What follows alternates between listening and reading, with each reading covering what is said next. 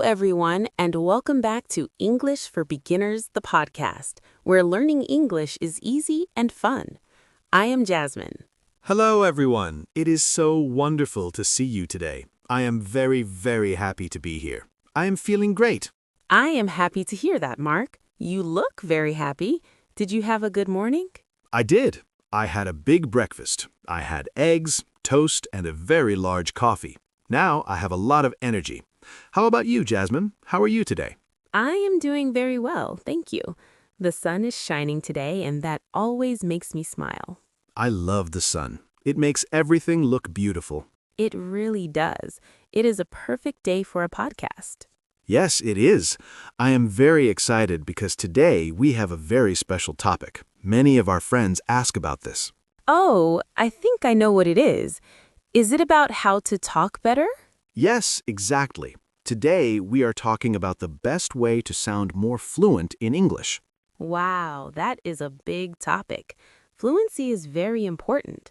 Everyone wants to sound natural when they speak. They do, and it is not as hard as people think. You do not need to know every word in the dictionary to sound fluent. That is good news because there are many, many words in English. Yes, too many. But before we share our secrets and tips, we have a small favor to ask our wonderful listeners. Yes, everyone, if you like our chats and you want to help us, please click the like button right now. It is a small click for you, but it is a big help for us. It really is. And please subscribe to English for Beginners, the podcast. When you subscribe, you never miss a new episode. We want to help you learn every week. And don't forget to share this with your friends. Maybe you have a friend who is also learning English. Share the fun. Thank you, everyone. Your support is amazing. Okay, Jasmine, are you ready to talk about fluency? I am ready. Let's go. So, Mark, what does fluent mean? Does it mean speaking very, very fast? That is a great question. Many people think fluency is about speed. They think, if I speak fast, I sound like a native speaker. But that is not true. Oh, so fast is not always better. No, sometimes speaking too fast makes it hard for people to understand you. Fluency is more about flow. It is about how the words connect together. It is about sounding natural and relaxed. Ah, I see. Like a river. A river flows smoothly. It doesn't have to be a fast river, it just has to be smooth. I love that example. Yes, a smooth river. So our first tip today to sound more fluent is something very simple. It is about contractions. Contractions? That is a big word. What does it mean? It is when we put two words together to make them shorter. For example, instead of saying I am, we say I'm. Oh, I do that all the time. Instead of it is, I say it's. Exactly. This is the biggest secret to sounding fluent. In textbooks, we see I am happy, but in real life, friends say I'm happy. I'm happy. Yes, it sounds much more natural. It sounds less like a robot. Yes, if I say I am going to the park because it is a nice day, it sounds a bit formal, but if I say I'm going to the park because it's a nice day, it sounds like a real conversation. I'm, your, he's, she's, we're, their. These are so important. They are, and also the negative ones. Do not becomes don't. Cannot becomes can't. I use don't a lot. I don't like cold weather. Perfect. When you use don't instead of do not, your English flows better. It connects the ideas faster. That is a very easy tip. Anyone can do that. Just use the short version of the words. Yes, it makes a huge difference. Now, Jasmine, do you have another tip for our friends? Let me think. Oh, I have one. To sound fluent, I think we need to use connecting words. Connecting words? Tell me more. Well, sometimes beginners speak in very short sentences. They say, I like apples. I like oranges. I like bananas. That is a lot of sentences for fruit. It is, but a fluent speaker connects them. They use words like and, but, and so. For example, I like apples, oranges, and bananas. Yes, or I wanted to go for a walk, but it started to rain. Exactly. But is a very powerful word. It connects two different ideas. It makes the conversation feel like one long piece, not many small pieces. I agree. Because is another great one. I am tired because I worked a lot today. Using because helps you explain your feelings. It shows you can build a bridge between your thoughts.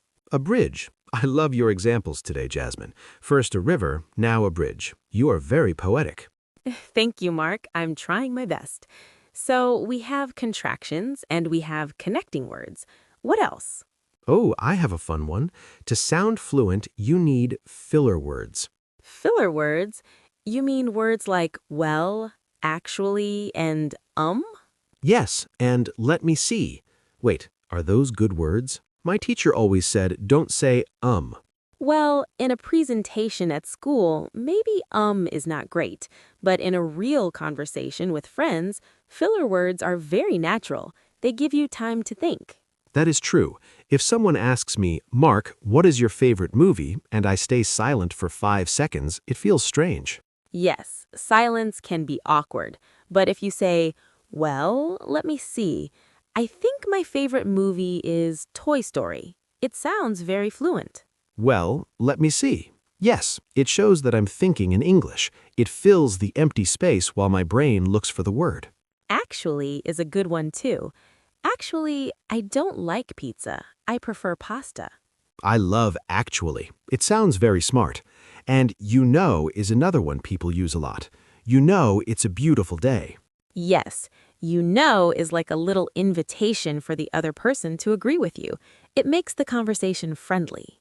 So we have these small words that help us sound like we are not reading from a book, because real English is messy. It has ums and wells. It does. Real English is not perfect, and that is okay. That is a very important point, Mark. Many learners are afraid to speak because they want to be perfect, but native speakers are not perfect. We make mistakes too. We really do. Sometimes I forget a word or I use the wrong grammar, but I just keep talking. And that's the secret of fluency, keeping the conversation going. If you make a mistake, don't stop. Don't go back and fix every tiny thing. Just move forward. Like the river. The river doesn't stop for a small rock. It just flows around it. Exactly. If you say, he go to the shop instead of he goes, don't worry. The person listening still understands you. If you stop to fix it, the flow is broken. I think confidence is a big part of fluency. If you look confident, you sound more fluent. I agree. If you speak with a smile and you look at the person, they don't notice the small grammar mistakes. They just enjoy the conversation. So stand tall, smile, use your contractions, and keep going. Yes, and another tip I have is about listening. To sound fluent, you have to listen to how people really talk. You mean like listening to this podcast? Yes, podcasts are great because they're natural conversations, but also music and movies. Listen to the rhythm of the language. Rhythm, like a song? Exactly. English has a rhythm. Some words are long and loud, and some are short and quiet. I want to go to the store. I want to go to the store. Ah, the word store is the important part. Yes. In English, we stress the important words. We don't say every word with the same power. I am happy to see you. I am happy to see you. Oh, I hear it. The rhythm makes the language sound musical. When you copy that rhythm, you sound much more fluent. You don't sound like a computer. Computers speak like this. I am happy to see you. That sounds very boring. It does. So try to listen and copy. If you hear a phrase you like in a movie, say it out loud. Copy the emotion and the speed. I do that with songs. I hear a song and I sing the words. It helps me learn how words stick together. Songs are perfect for that. Words and songs often link together. For example, pick it up. We don't say pick it up, we say pick it up. It sounds like one word. Pick it up. Yes. This is called linking. To sound fluent, try to link your words. If one word ends with a consonant and the next starts with a vowel, link them, like an apple. An apple, yes, or check it out. Check it out. Check it out. Wow, that sounds very cool. It does. It makes you sound very comfortable with the language. This is so much good information, Mark. We talked about contractions, connecting words, filler words, not being perfect, rhythm, and linking. It is a lot, but our friends can practice one thing at a time. Maybe this week you only practice using I'm and don't.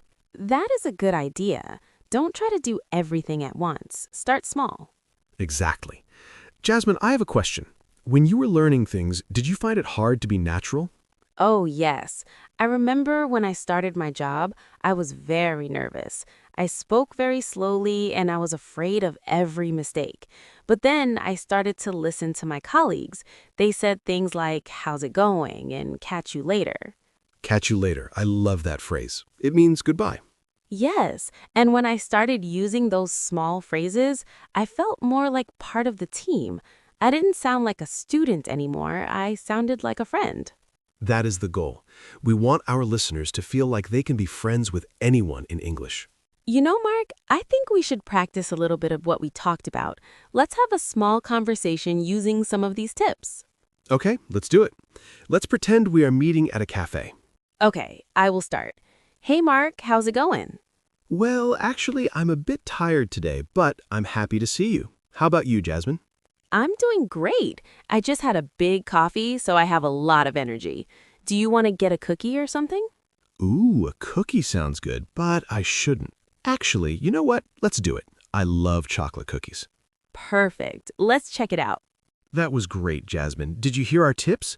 We used how's it going, I'm, actually, well, but, and check it out. And it felt so much more natural than saying, "How is it going, Mark? I am tired, but I am happy to see you." Yes, it feels like a real chat between real people.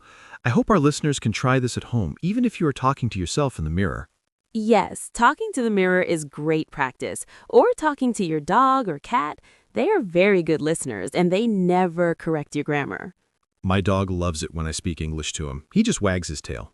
That's the spirit. Wow, Mark, we covered a lot of ground today. I feel like I learned a lot too. Me too. It is always good to remember these things. Sometimes we forget to relax when we speak. Yes, relaxing is the most important part. If you're relaxed, the words come out easier. It's true. Well, Jasmine, I think we're almost at the end of our episode. Time flies when we are having fun. It really does. But before we go, let's remember the main points we talked about today. Good idea. I remember we started with contractions, like saying I'm instead of I am and don't instead of do not. It makes everything sound much smoother. Yes, and then we talked about connecting words, using and, but, and because to build those bridges between our ideas so our sentences aren't so short and choppy. Right, and my favorite part was the filler words, using well, actually, and let me see to give our brains a little extra time to find the right words without having a long silent pause. Exactly. And we shouldn't forget about linking words together like check it out or an apple, and following the rhythm of English. Stress the important words. And the most important thing of all, don't try to be perfect. Just keep the conversation flowing like a river. Mistakes are okay. Mistakes are definitely okay. They show you are trying and learning. Well said, Mark. We hope these tips help all of you sound more confident and fluent when you speak English.